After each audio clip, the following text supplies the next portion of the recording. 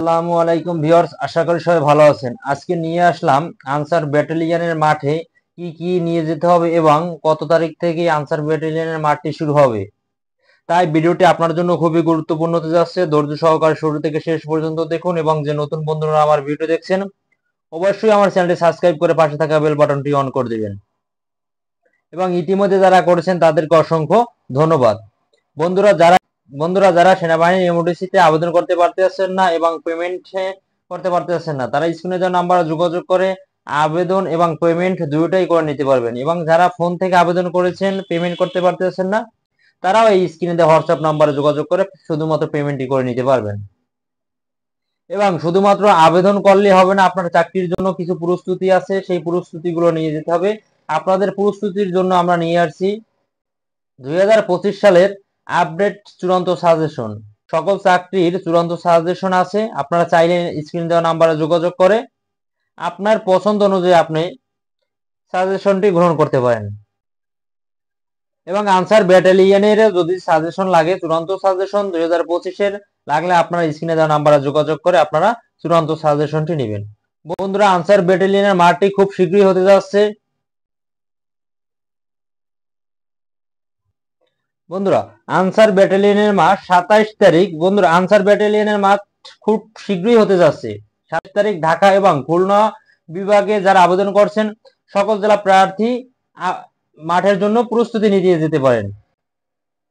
তাদের মাঠটি হবে বাংলাদেশ আনসার ও বিডিপি একাডেমি, সবিপুর, গাজীপুরে।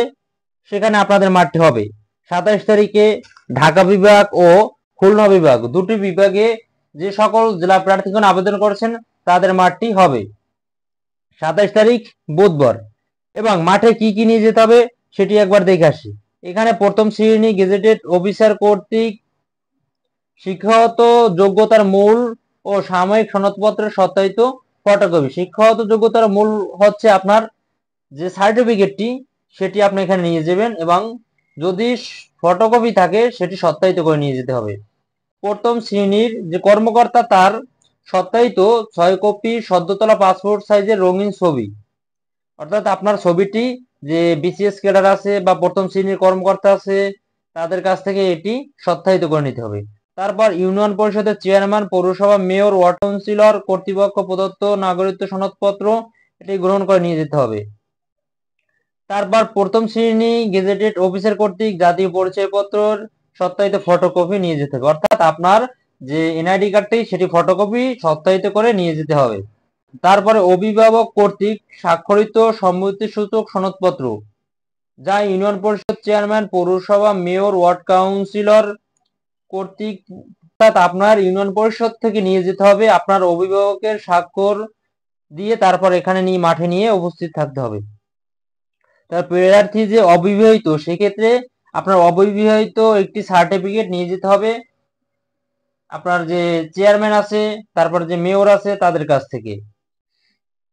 তারপর যে অনলাইন হতে যে ডাউনলোডকৃত প্রিন্ট বা আবেদন কপি নিয়ে যেতে হবে এবং প্রবেশপত্রটি নিয়ে যেতে হবে, অর্থাৎ আপনার যে প্রবেশপত্রটি যে এডমিট কার্ডটি ছাড়বে কিছুদিনের ভিতরেই, 2-1 দিনের ভিতরে যে এডমিট কার্ডটি ছাড়বে সেটি আপনাকে গ্রহণ করে নিয়ে যেতে হবে।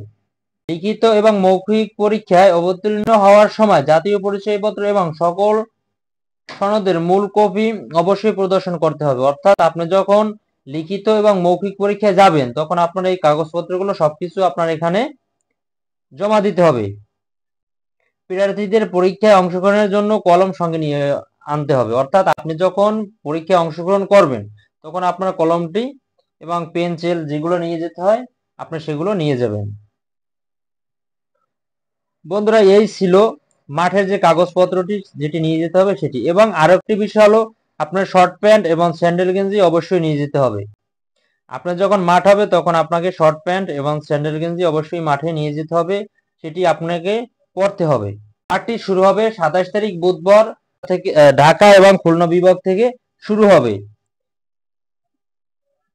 এবং বন্ধুরা, যদি চূড়ান্ত সাজেশন লাগে স্ক্রিনে দেওয়া নাম্বারে যোগাযোগ করে আপনারা আমার কাছ থেকে চূড়ান্ত সাজেশনটি নিয়ে যেতে। বন্ধুরা, এই ছিল আজকের ভিডিওটি। যদি ভালো লাগে অবশ্যই আমার চ্যানেলটি সাবস্ক্রাইব করে পাশে থাকা বেল বাটনটি অন করে দিবেন এবং ইতিমধ্যে যারা করেছেন তাদেরকে অসংখ্য ধন্যবাদ।